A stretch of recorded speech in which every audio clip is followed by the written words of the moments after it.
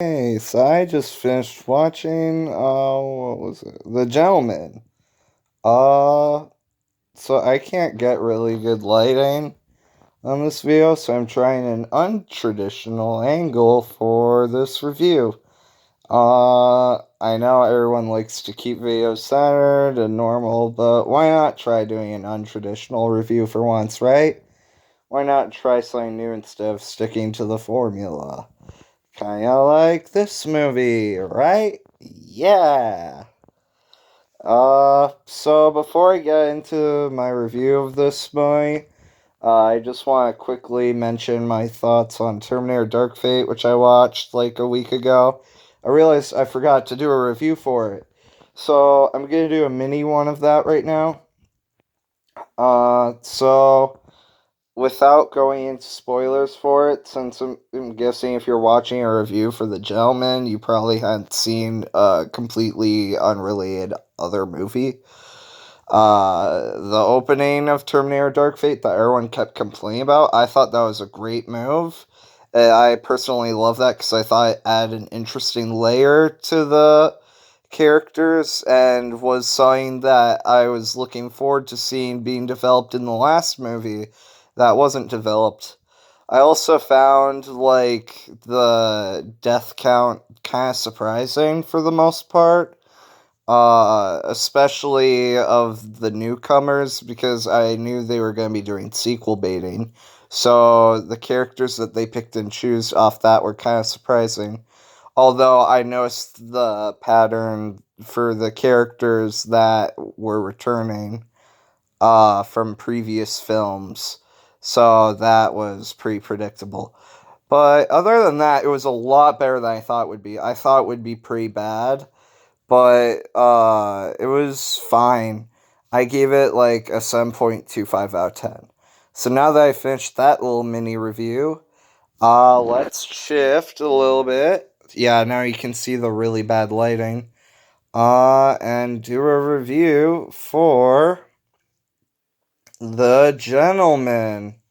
How do I get good lighting so it doesn't look like I have something covering my mouth? Because I can't get that to work. Do I do a weird angle like this where you just see my mouth so it makes me look like a mysterious character about to be introduced in a movie? Should we do that? I guess we could do that. So I'm gonna keep things spoiler free, I guess. I don't know, I might go into spoilers later, but if I do, I'll give you a warning. But I think I'll keep things spoiler free. I mean, there's the spoilers that there are. I don't think I need to spoil to get my point across, you know?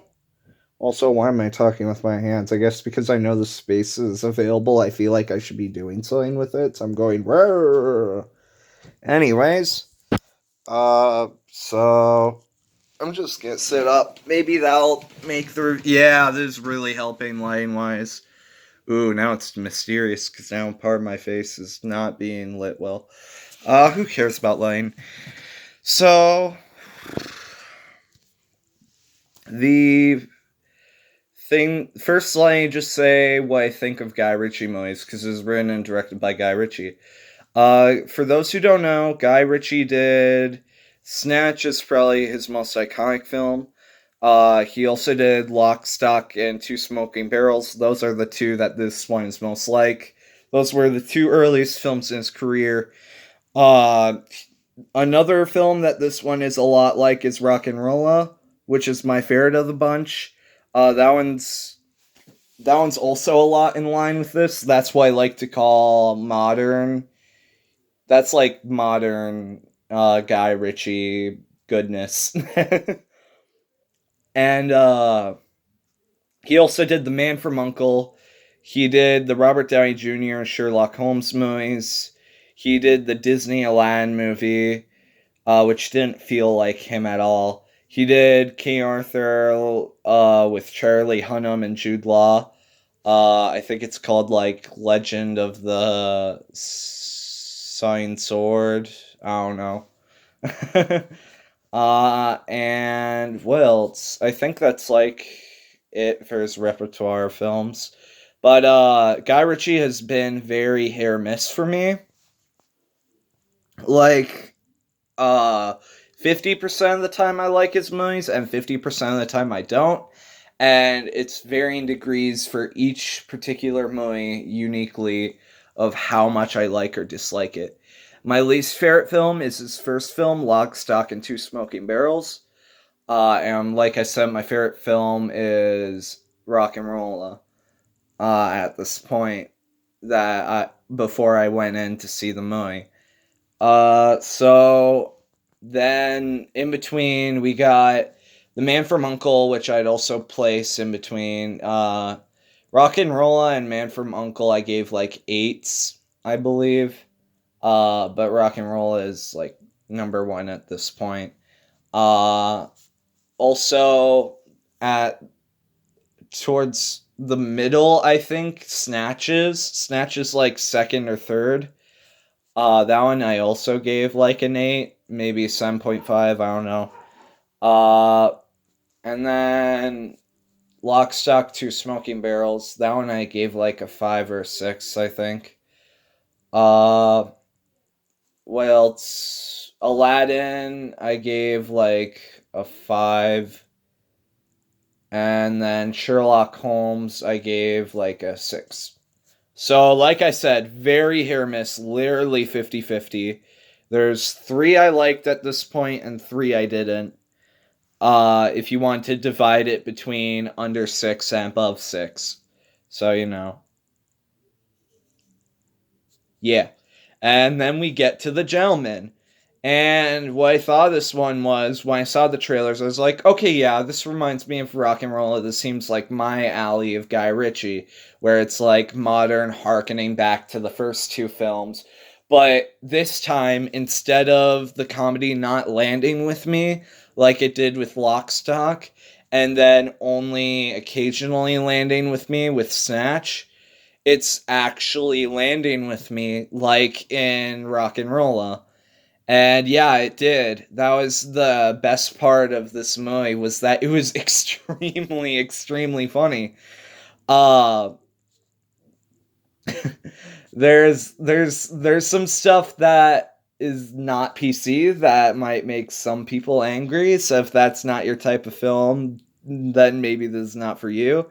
But for the majority of us, we will be more than happy to see this.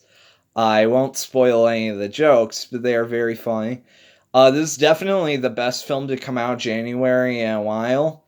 If there's any movie that you saw last month, this January, I hope it was this one for sure.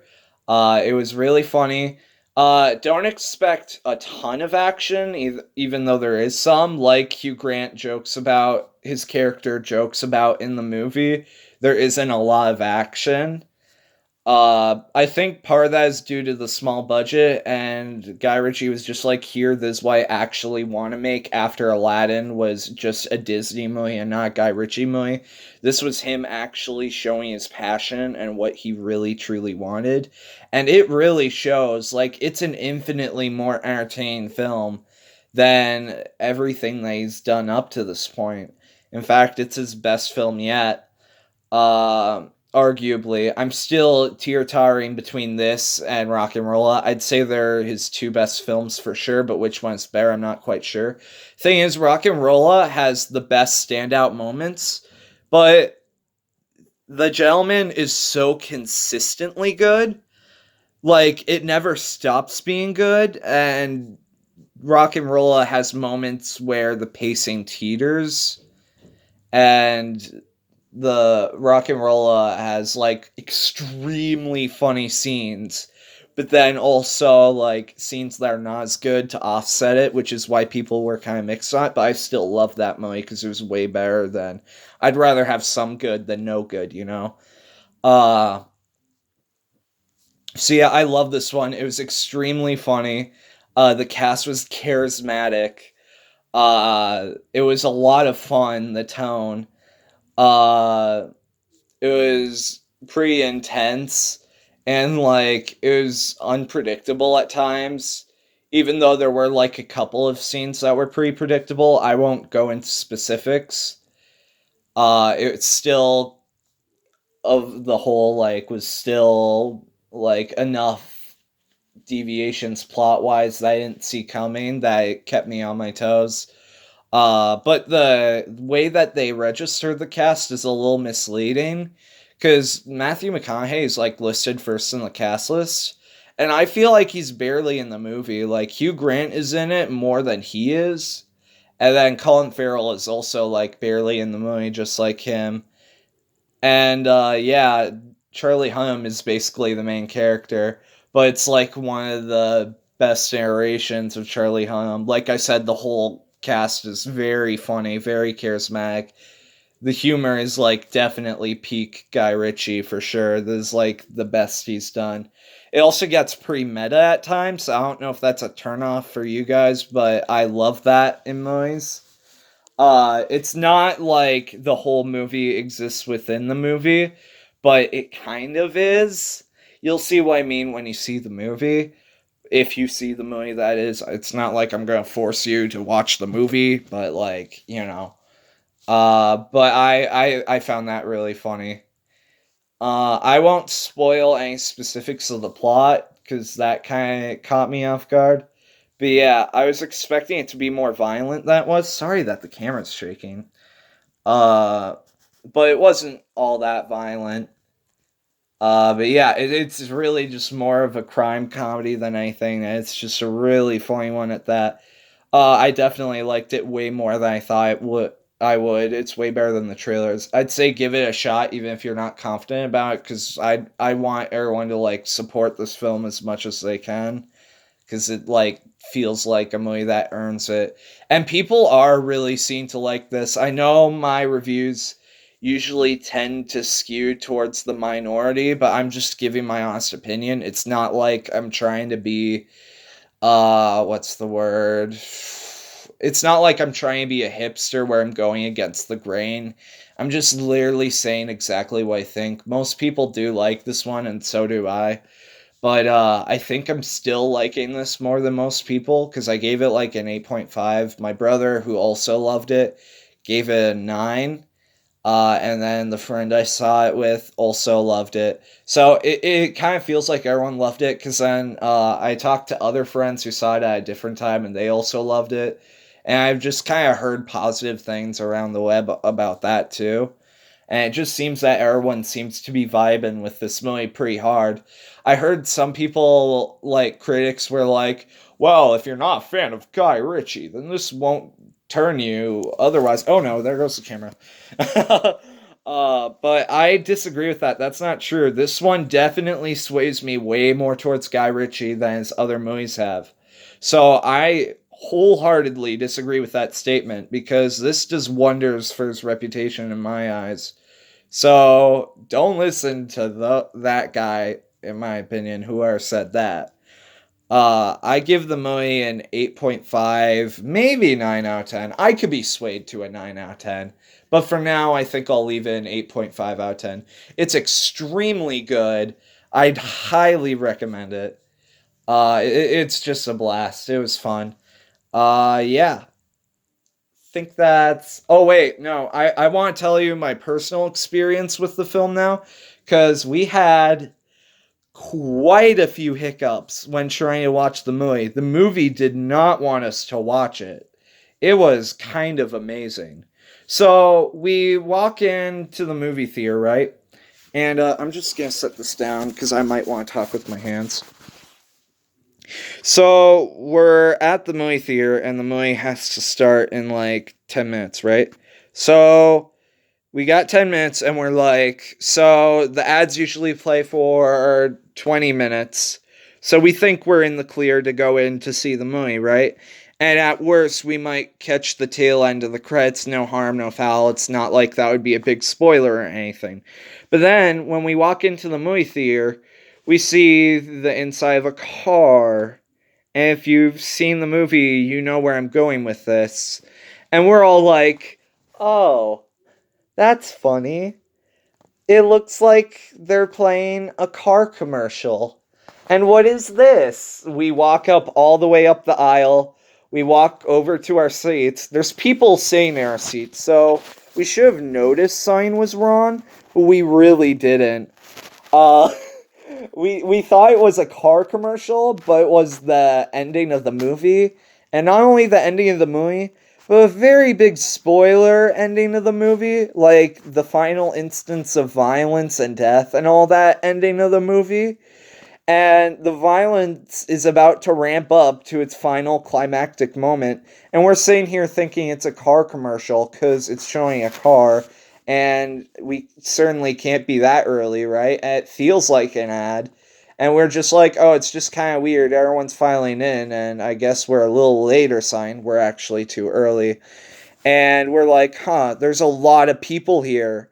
And some of them are in our seats. Are we in the wrong row? And then the gunfire fires, and we all jump back, and we're like, oh crap.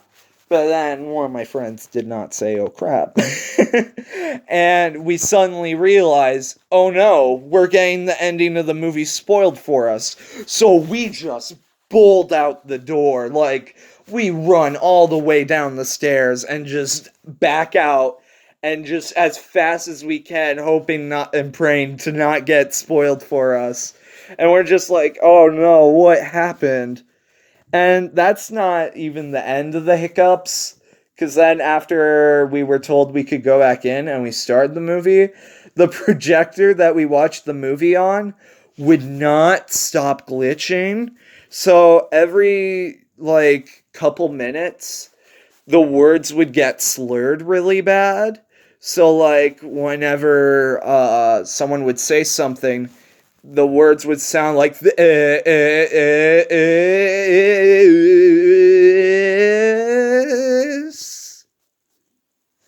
and when it's supposed to sound like this, but it would come out like this